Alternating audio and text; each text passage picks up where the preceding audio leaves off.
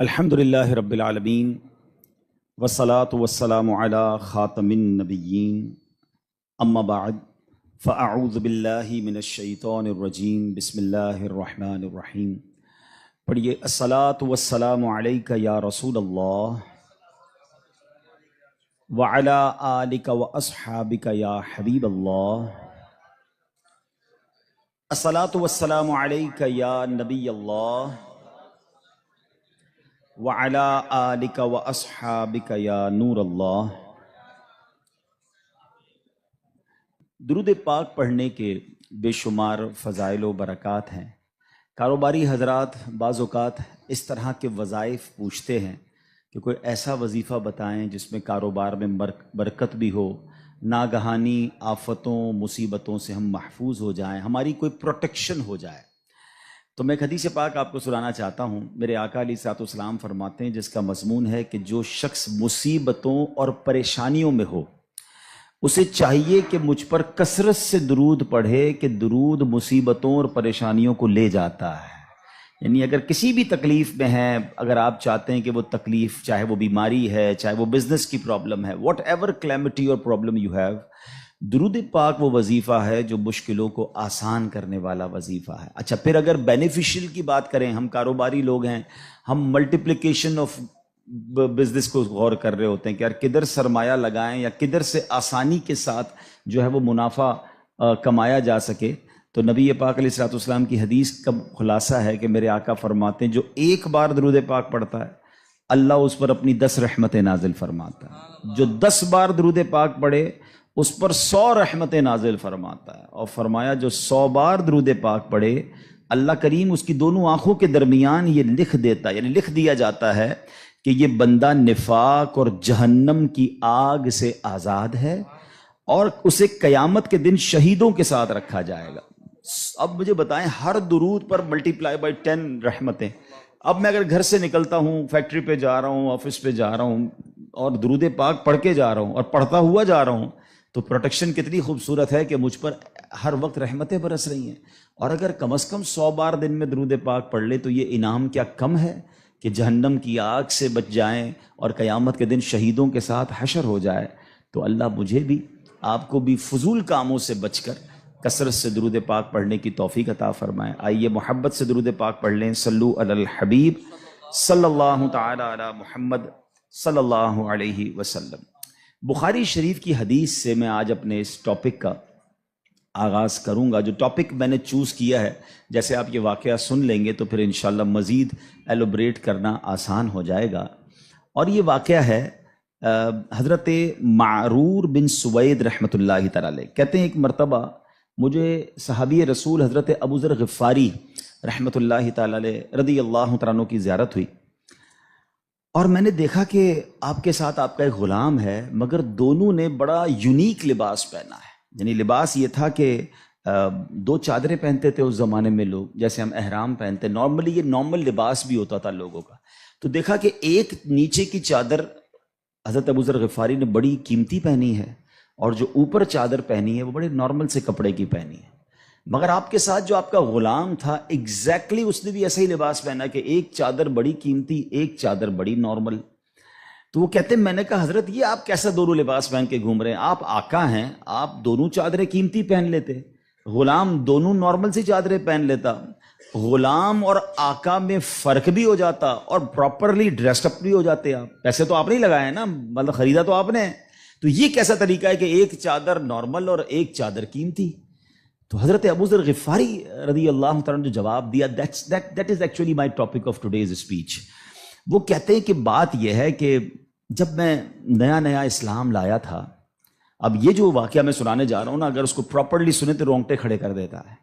وہ کہتے ہیں کہ میرے ساتھ معاملہ جو تھا وہ ایک غلام سے میری بحث ہو گئی، جو غلامی سے تو آزاد ہو گئے تھے، مگر وہ ایکچولی ہی belongs to the Ghulam family, کیونکہ وہ آزاد ہوئے تھے، حبشی تھے، افریقن تھے، اور وہ کوئی اور نہیں، وہ حضرت بلال حبشی تھے۔ وہ کہتے کہ میری کسی بات پہ بحث ہو گئی، میں بھی نیا نیا مسلمان ہوا تھا، ظاہر ہے صحابہ کرام بھی ایک پوری تربیت کے دور سے گزرے ہیں نا۔ تو کہتے بحث ہوئی تو میری زبان سے نکل گیا کہ اے کالی ماں کے بیٹے، میں نے حضرت بلال کو یہ کہہ دیا، حضرت بلال حبشی بہت دل برداشتہ ہوئے، نبی پاک علیہ السلام کی بارگاہ میں چلے گئے، کہتے یا رسول اللہ ابو ذر غفاری نے مجھے ایسا کہا ہے۔ اب نبی پاک علیہ السلام اس میں بہت زیادہ، جس کو کہتے ہیں نا کہ پیارے آقا کے چہرے کا رنگ متغیر ہوا، آپ نے فیل کیا اور آپ نے فرمایا یا ابا ذر انک امرؤ فیک جاہلیہ، اے ابو ذر تمہارے اندر اب بھی جاہلیت والا اثر باقی ہے۔ اب آگے نبی پاک نے جو فرمایا ذرا غور سے سنیے گا، یہ ہم سب کے لیے بڑے سنہرے الفاظ ہیں۔ فرمایا جو تمہارے خادم یا غلام ہیں یہ تمہارے بھائی ہیں، اللہ پاک نے انہیں تمہارے ماتحت کر دیا ہے، پس جو کوئی کسی بھائی کا ماتحت ہو اسے چاہیے جو خود کھاتا ہے وہ اپنے ماتحت کو کھلائے، جو خود پہنتا ہے وہی ماتحت کو پہنائے۔ اب وہ اس کے بعد ہوا کیا؟ حضرت ابو ذر دیکھیں، اس مسٹیک ہونا اور ہے، اور اس مسٹیک کی بھرپائی کرنا، اس کو ریئلائز کرنا، اس تربیت کو اپنے اندر امپلیمنٹ کرنا کیا تھا۔ حضرت ابو ذر غفاری نے یہ سنا تو حضرت بلال کے پاس جاتے ہیں، کہتے ہیں اے بلال مجھے معاف کر دو، اے بلال مجھ سے غلطی ہو گئی۔ نہیں جناب، اس پر صبر نہیں آیا آپ کو، آپ نے اپنے رخسار جو ہے اپنا گال زمین پہ رکھا، کہا بلال اس وقت تک مجھے چین نہیں آئے گا جب تم اپنا پیر میرے دوسرے گال پہ نہ رکھو۔ اللہ اکبر۔ حضرت بلال کہتے ہیں حضور میں نے معاف کر دیا، میں یہ کیسے کر سکتا ہوں، آپ اتنی بڑی ہستی ہیں کہ میں اپنا پیر آپ کے گال پر کیسے رکھوں۔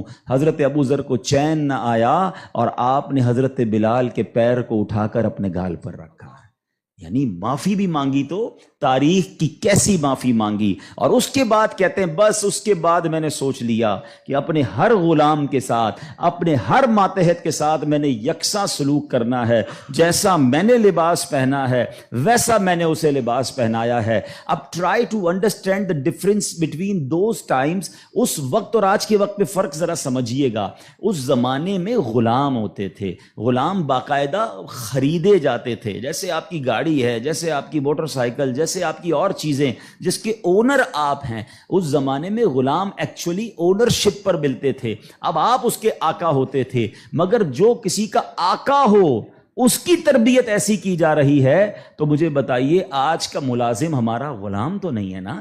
آج تو ہم نے اس سے ایک وقت کا اجارہ کیا ہے کہ جناب آپ 8 گھنٹے کے لیے میرے پاس آئیں گے اور پرٹیکولرلی یہ کام کریں گے، جو کام دیا میں اس سے وہ کام لے سکتا ہوں، نہ میرا وہ زر خرید غلام ہے، شام کو جا کر وہ کچھ بھی کرے اس کا میرا کوئی کانٹریکٹ ہی نہیں ہے۔ مگر اس کے باوجود جو آج ملازمین کے ساتھ سلوک کیا جاتا ہے، غلام کے ساتھ اچھا سلوک کرنے کا اسلام درس دیتا ہے، تو ملازمین کے ساتھ تو اس سے بڑھ کر اچھا سلوک کرنا ہوگا نا، کیونکہ وہ تو غلام بھی نہیں ہے۔ مگر آج غریب ملازمین کے ساتھ جس طرح بعض لوگ بیہیو کرتے ہیں، میں ایسا نہیں کہتا کہ سارے لوگ کرتے ہیں، ماشاءاللہ کچھ ہم نے دیکھا، چاہے وہ فیکٹری اونرز ہوں یا مالکان ہوں کاروبار کے، وہ بچوں جیسا سلوک کرتے ہیں، اور کرنا بھی یہی چاہیے۔ وہ غریب ہے تو اس کا مطلب یہ نہیں کہ اس کے پاس دل نہیں ہے، اور اسلام ہمیں حقوق بیان کرتا ہے اور ہمارے صحابہ نے اس کو کس طرح امپلیمنٹ کیا۔ اب یہ ایک بات ذہن میں رکھنی ہے، نبی پاک کی ایک حدیث یاد رکھیے گا، میرے آقا علیہ الصلوۃ والسلام فرماتے ہیں من آذا مسلما فقط آذانی ومن آذانی فقط آذ اللہ، جس نے کسی مسلمان کو تکلیف دی۔ اب اس میں کہیں بھی ایسا نہیں ہے کہ اپنے برابر کے مسلمان کو تکلیف نہیں دینی ہے۔ میں چیمبر آف کامرس کا ممبر ہوں تو کسی چیمبر آف کامرس کے ممبر کو تکلیف نہیں دینی، میں فیکٹری مالک ہوں تو کسی فیکٹری مالک کو تکلیف نہیں دینی، میں ایک ایلیٹ کلاس یا اچھی کلاس کا رہنے والا ہوں تو اپنی طرح کے لوگوں کو تکلیف نہیں دینی۔ یہ مطلقاً حدیث ہے، من آذا مسلمن، ٹھیلے والے کو بھی تکلیف نہیں دینی جو مسلمان ہے، جو جناب میرا ملازم ہے اسے بھی تکلیف نہیں دینی، جو میری فیکٹری کا دروازہ کھولتا ہے مجھے اسے بھی تکلیف نہیں دینی۔ بلکہ میں آپ کو سچ بات بتاؤں، یہ وہ لوگ ہوتے ہیں کہ جن کے ساتھ اچھا سلوک کر کے ہم اپنے رب کو بہت راضی کر سکتے ہیں۔ اب ایک اور واقعہ سنیے، اور سبحان اللہ یہ واقعہ بھی حضرت بلال حبشی ہی سے ریلیٹ کرتا ہے۔ اب آپ ایک اور بات سمجھیے، حضرت بلال حبشی کا بیک گراؤنڈ کیا تھا؟ حبشہ جو ہے وہ ایتھوپیا کو کہتے ہیں، آج کل وہ ملک ایتھوپیا ہے، ٹھیک ہے نا؟ اٹ مینز وہ افریقن تھے، عرب کے اندر ایک افریقن غلام کے طور پر وہ آئے تھے، اور آپ نے بہت ڈیفیکلٹ لائف اسلام کے لیے گزاری۔ جو آپ کا آقا تھا نا امیہ، میں نے وہی کہا کہ باٹ کر لیتے تھے، خرید لیتے تھے، وہ بہت سخت اسلام دشمن تھا۔ اب امیہ کو جب پتا چلا کہ حضرت بلال مسلمان ہو گئے، اب اس نے حضرت بلال پر مظالم کے پہاڑ توڑ دیے. ابھی حیدرآباد میں ہم لوگ موجود ہیں, گرمی کا سیزن ہے, ہم شاید 10 منٹ بھی باہر گرمی میں کھڑے نہ رہ سکیں اس وقت, لیکن مکے کی گرمی, جن کو جو گئے مکے مدینے میں, حضرت بلال کو تپتی ریت پر وہ لٹاتا تھا. اجر عطا فرمائے حضرت ابو بکر صدیق رضی اللہ تعالیٰ عنہ کو. دیکھیں حضرت ابو بکر صدیق بھی بزنس مین تھے, یہ میرا ٹاپک نہیں ہے, ورنہ ایک بہت خوبصورت یہ بھی ٹاپک ہے کہ ہمارے صحابہ جو بزنس مین تھے انہوں نے کہاں کہاں پیسے خرچ کیے. میں اور آپ بھی کرتے ہیں, but what a right investment they did on that time. حضرت عثمان غنی کی انویسٹمنٹ دیکھیں, آج بھی حضرت عثمان غنی کا وقف مدینے میں جاری ہے, آپ کے علم میں ہوگا. بہرحال حضرت ابو بکر صدیق گئے اور امیہ سے کہا کہ بلال مجھے بیچ دو. اب امیہ جو تھا نا وہ بڑا شیطان تو تھا ہی, اسلام دشمن تھا. حضرت بلال سے اس کا بغض کی وجہ بھی یہی تھی.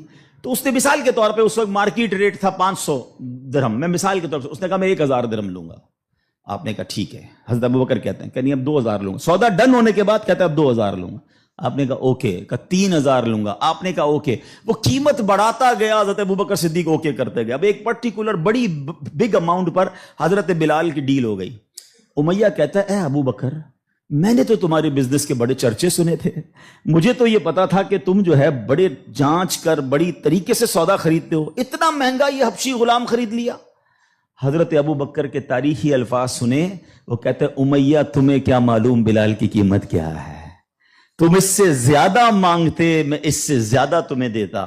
اللہ اکبر. رقم دی, حضرت بلال کو لے کر نبی پاک کے پاس. اب ذرا سنیے گا, جب نبی پاک نے حضرت بلال کو دیکھا نا, کہا حضرت ابو بکر کہتے ہیں یا رسول اللہ بلال حاضر ہے, بلال کو آزاد کروا کے لایا ہوں. نبی پاک فرماتے ہیں اے ابو بکر, بلال کو خریدنے میں جتنے پیسے خرچ کیے تھوڑے پیسے میرے بھی اس میں شامل کر لو. اتنا پیار. اور حضرت بلال کے اس بیوٹیفل ڈیل میں حضرت ابو بکر نے کہا حضور میرا سب کچھ آپ ہی کا تو ہے, اگر میں نے کچھ خرچ کیا تو حضور یہ سب آپ کا ہے. اب حضرت بلال کا یہ بیک گراؤنڈ تھا, یاد رکھیے گا. اب مکے میں بڑے بڑے سردار بھی مسلمان ہوئے. آپ سب کو یاد ہونا چاہیے اسلامی تاریخ کا ایک ٹرننگ پوائنٹ تھا, اور وہ ٹرننگ پوائنٹ تھا فتح مکہ. ٹھیک ہے نا, فتح مکہ سے پہلے 10,000 لوگ مسلمان ہوئے. میں تھوڑا سا 1-2 منٹ میں تھوڑا سمرائز کر دوں تاکہ آپ میرے ساتھ اور انوالو بھی ہو جائیں, اور یہ تاریخ پتہ ہونی چاہیے. فتح مکہ ہوتی ہے 10 ہجری میں. 10 ہجری کا مطلب 8 ہجری میں, معاف کیجیے گا, فتح مکہ ہوتی ہے 8 ہجری میں. 8 ہجری کا مطلب ہے کہ نبی پاک علیہ الصلوۃ والسلام نے جو 40 سال کی عمر میں اسٹرگل آف اسلام شروع کی, اس کے 13 سال مکے میں گزارے, 8 سال مدینے میں گزارے. 13 اور 8 کتنے ہو گئے؟ 21 سال. 21 ایئرز میں 10,000 مسلمان ہوئے تھے. سمجھ رہے بات کو؟ اور اب کانکر ہوتا ہے مکہ. جب مکہ فتح ہوا اور تمام مظالم کرنے والے لوگ موجود تھے, سرداران مکہ موجود تھے, اور ان کو پتا تھا آج ہمارے تکہ بوٹی کر دیے جائیں گے, آج ہمارے سر قلم کر دیے جائیں گے, کیونکہ ہم نے تو اتنا ستایا ان کو, مکہ چھوڑ کے مدینے جانا پڑا. مگر اینڈ آف دا ڈے جو نبی پاک کا شاندار فیصلہ تھا کہ آپ نے سب کو معافی کا اعلان فرما دیا. یہاں تک کہ صحابہ کرام کی جن پراپرٹیز پر مکے کے کفار نے قبضہ کر لیا تھا, میرے آقا نے کہا وہ پراپرٹیاں بھی تمہیں ہم واپس نہیں لیں گے, وہ بھی تمہاری ہو گئیں. اس معافی کا فائدہ کیا ہوا یہ سمجھنا بہت ضروری ہے کہ 10,000 مسلمان ہیں 21 سالہ کوشش میں, اور سن 10 ہجری میں آفٹر 2 ایئرز جب میرے آقا فتح مکہ کے بعد حج فرماتے ہیں, جس کو ہم حجۃ الوداع کہتے ہیں, اور خطبہ حج کے موقع پر میدان عرفات میں 1,24,000 صحابہ کرام ہوتے ہیں. معافی کا فائدہ دیکھ رہے ہیں؟ ہم کہتے ہیں بدلہ لوں گا, دشمنی چلے گی, نسل در نسل چلے گی, مٹا کے رکھ دوں گا, چھوڑوں گا نہیں. لڑائی کر کے دیکھ لو یا معاف کر کے دیکھ لو. ایک معافی نے اسلام کو کہاں پہنچایا؟ 10,021 سالوں میں, اور معافی کے بعد ودن 2 ایئرز 1,24,000 صحابہ کہاں موجود ہیں؟ عرفات کے میدان میں موجود ہیں. اینڈ فرام دیٹ ڈے, ایک اور بات, ہسٹری پڑھیے اسلام کی, فتح مکہ کے بعد اسلام نے جو ٹیک آف کیا ہے, آج تک اسلام پیچھے نہیں گیا. 200 کروڑ مسلمان ہیں آج دنیا میں.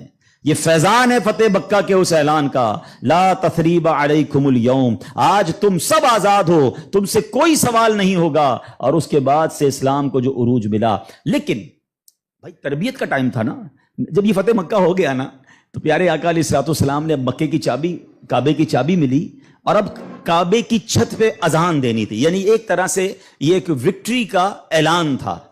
تو نبی پاک نے کس کو کہا؟ حضرت بلال کو کہا کہ ایک بلال جاؤ اور کعبے کی چھت پہ اذان دو۔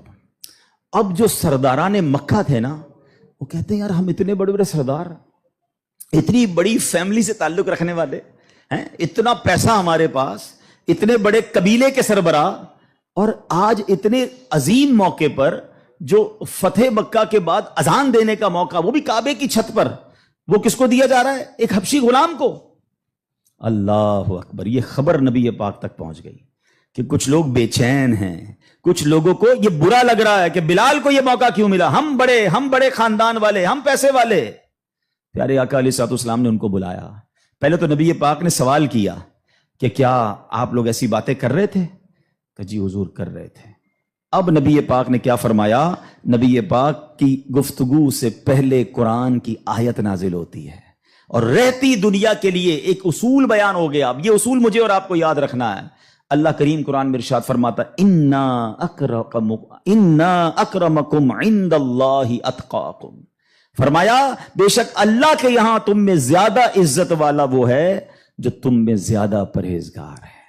یہ وہ فارمولہ ہے جو مجھے یاد رکھنا ہے۔ پیسے والا زیادہ عزت والا نہیں ہے، جناب میں فلاں چیمبر کا صدر تو وزیر نائب صدر تو فلاں علاقے کا ہیڈ تو جناب قومی اسمبلی کا ممبر تو منسٹر یا جناب مل اونر، نہیں، فلاں خاندان میرے سر نیم میں یہ نیم لگتا ہے جس کی وجہ سے میرا بہت بڑا خاندان ہے۔ قرآن نے فیصلہ کر دیا ہے ان اکرمکم عند اللہ اتقاکم، اللہ کے نزدیک عزت والا وہ ہے جو زیادہ پرہیزگار ہے۔ وہ میرا ملازم بھی ہو سکتا ہے، وہ میرا خان سما بھی ہو سکتا ہے، وہ میرا غریب رشتہ دار بھی ہو سکتا ہے، وہ باہر ٹھیلا لگانے والا بھی ہو سکتا ہے، اگر وہ اللہ کی بارگاہ میں پرہیزگار ہے وہ سب سے زیادہ، ہم سب سے زیادہ عزت والا ہے۔ اور یہی اسلام کا حسن ہے۔ اچھا مزے کی بات یہ ہے، ایک طرف تو یہ حسن ہم پریکٹیکلی بھی پریکٹس کرتے ہیں۔ مثال کے طور پہ بعض اوقات آفس میں نماز کا ٹائم ہو گیا اور ہمارے کسی ملازم میں کوئی باشرہ ہے یا حافظ صاحب ہے یا اچھا تلاوت کرنے والا ہے، ہم اس کو کہتے ہیں حضرت آپ نماز پڑھا دیں۔ بالکل اچھی بات، یہ تو اعلان ہے نا کہ بھائی آپ سیٹ ہیں، آپ پیچھے ہیں، اور امامت کون کر رہا ہے؟ ایک نارمل سا انسان ہے، لیکن وہ عبادت گزار ہے، اس کو قرآن آتا ہے، مگر صرف نماز کی حد تک۔ امام صاحب نے نماز پڑھا دی، پھر جا کر اس سے وہی انداز اختیار کرنا ہے جو عام ملازمین سے کرنا ہے؟ نہیں، یہ فارمولہ ہمیں اسلام سکھا رہا ہے۔ تو یہاں میرا جو آج ٹاپک ہے کہ سیٹ اور ملازم میں فرق، یہ ہمیں نہیں کرنا ہے۔ ٹھیک ہے، کاروبار ہے، آپ اس سے کام لیں، آپ اس سے اجرت پر کام لے رہے ہیں، مگر آپ نے اسے خریدا نہیں ہے، اور اگر خرید بھی لیا ہے تو اس کے اوپر زیادتی کی اجازت نہیں ہے۔ مگر آج چونکہ غریب لوگ ہیں، بیچاروں کو جاب ملتی نہیں، تو جو منہ میں آیا کہہ دیتے ہیں، جس طرح ڈانٹنا ہے ڈانٹ دیتے ہیں، اور بعض اوقات تو گالیاں نکالتے ہیں۔ مجھے یاد ہے ایک صاحب مجھے ملے اور مجھے جو ہے وہ میں نے پوچھا، ایسے تھوڑا سا کلوز تھے کہ یار آپ کی سیلری کتنی ہے؟ اب یہ تھوڑی چند سالوں پرانی بات ہے۔ He is not that much professional, normal سا انسان تھا، منشی ٹائپ کے جیسے ہوتے ہیں نا۔ تو کہتے ہیں 80,000 تنخواہ ہے۔ میں نے کہا ماشاءاللہ تنخواہ تو اچھی ہے۔ تو کہتے ہیں 40,000 کام کے ہیں، 40,000 گالیوں کے ہیں۔ تو میں حیران ہو گیا، کہتا صبح سے شام گالیاں سنتا ہوں بھی بھائی، کیا کروں، غریب آدمی ہوں، پیسے اچھے ملتے ہیں اس لیے چھوڑ نہیں سکتا۔ اب میں نے سوچا کہ وہ جو مالک ہے، وہ جو سیٹ ہے، وہ قیامت کے دن کیا جواب دے گا؟ کیا پیسے دے کر گالی دینے کی تمہیں اجازت مل گئی ہے؟ کیا ذلیل کرنے کی اجازت مل گئی؟ ایسا نہ کریں پلیز۔ ہمارا اسلام ہمیں بہت خوبصورت مساوات کا درس دیتا ہے، اور غریب لوگ تو زیادہ ڈیزرو کرتے ہیں انہیں پیار کرنے کا۔ نبی پاک علیہ الصلوۃ والسلام کو، اب میرے آقا کا انداز دیکھیے گا، صحابہ بھی تو غریب تھے نا۔ اب صحابہ میں ایک بہت بڑی تعداد تھی جو اصحاب صفہ کے تھے۔ اصحاب صفہ آپ گئے ہوں گے مدینہ شریف، اللہ بار بار ہم سب کو حاضری عطا فرمائے۔ وہاں ایک بینچ، ایک چبوترا بنا ہوا ہے۔ یہ جو اصحاب صفہ تھے نا، یاد رکھیے گا، یہ اپروکسیمیٹلی 70 کے قریب ہوتے تھے، ان کی تعداد پلس مائنس ہوتی تھی۔ ان میں بہت بڑا نام حضرت ابو ہریرہ رضی اللہ تعالیٰ عنہ کا بھی ہے۔ یہ صحابہ اتنے غریب تھے کہ ان کے پاس گھر نہیں ہوتا تھا، ان کے پاس پہننے کے لیے پورے کپڑے بھی نہیں ہوتے تھے، ایک لباس، ایک چادر پہن کے بعض اوقات بیٹھے ہوتے، مگر شوق کیا تھا کہ علم دین سیکھنا ہے، نبی پاک علیہ الصلوۃ والسلام سے تربیت لینی ہے۔ تو کھانا بھی پیارے آقا انہیں بھجوا دیتے، اور نبی پاک ان کے ساتھ رہتے تھے۔ اب ذرا یاد رکھیے گا، صحابہ کرام کچھ تھے جو مزدوری کا کام کرتے تھے۔ ہمارے ساتھ بھی کبھی کبھی ہوتا ہے کہ یار کوئی محنت مزدوری والا آئے تو اس کے کپڑوں سے اسمیل آتی ہے، کپڑے پرانے ہوتے ہیں، بدبو آ رہی ہوتی ہے، ہم اس سے دور ہو جاتے ہیں۔ اب کیا ہوا کہ نبی پاک علیہ الصلوۃ والسلام کے پاس کچھ ایسے لوگ آ کر بیٹھنا شروع ہوئے جب پیارے آقا اللہ کا ذکر کر رہے ہوتے تھے کہ بال بکھرے ہوتے تھے، پہننے کے لیے کپڑا ہوتا تھا اور ان کی اسمیل بھی آتی تھی، کپڑوں سے مہک بھی آتی تھی. تو نبی پاک علیہ الصلوۃ والسلام نے فرمایا الحمدللہ الذی جعل فی امتی من امری ان اصبر نفسی معہم، سب تعریف اللہ پاک کے لیے ہیں جس نے میری امت میں ایسے لوگ پیدا فرمائے جن کے ساتھ اپنی جان مانوس رکھنے کا مجھے حکم دیا گیا ہے. اور یہ حکم اللہ نے قرآن مجید فرقان حمید میں دیا، وَاصْبِرْ نَفْسَكَ مَعَ الَّذِينَ يَدْعُونَ رَبَّهُمْ بِالْغَدَاةِ وَالْعَشِيِّ يُرِيدُونَ وَجْهَهُ، اور اپنی جان کو ان لوگوں کے ساتھ مانوس رکھ جو صبح و شام اپنے رب کو پکارتے ہیں، اس کی رضا چاہتے ہیں، غریب ہیں مگر نیک ہیں، اللہ کی رضا چاہتے ہیں، ذکر الہی کرتے ہیں. آقا فرماتے نبی پاک ان مزدوروں کے ساتھ بیٹھ جایا کرتے تھے. اور آج بعض اوقات ہم اپنے ساتھ ایسے لوگوں کو بٹھانا پسند نہیں کرتے، بہت معذرت کے ساتھ. یہ تکبر کی نشانی ہے. تکبر کہتے ہی تو اسی کو ہے نا کہ اپنے سے کسی کو ذلیل سمجھنا. اور try to understand the severity of proud. یہ جو تکبر ہے نا، یہ اتنا خطرناک گناہ ہے کہ سب سے پہلے تو یہ سمجھیے کہ کائنات میں سب سے پہلا گناہ کیا ہوا تھا؟ تکبر ہوا تھا اور حسد ہوا تھا. یہ اتنے پرانے گناہ شیطان نے کیا تھا. شیطان کوئی پہلے سے ہی اللہ کا نافرمان نہیں تھا. 40,000 سال اس نے عبادت کی، جنت کا خزانچی تھا، فرشتوں کا استاد تھا، معلم الملکوت تھا. once in a lifetime he did proud. ایک بار تکبر کیا، حضرت آدم کو سجدہ کرنے سے انکار کیا نا. جملہ کیا تھا اس کا؟ قرآن میں موجود ہے نا، انا خیر من، اے اللہ میں اس سے بہتر ہوں. خلقتنی من نار وخلقتہ من طین، تو نے مجھے آگ سے بنایا اور اس کو مٹی سے بنایا، میں تو اس سے بہتر ہوں. Actually this is the definition of تکبر.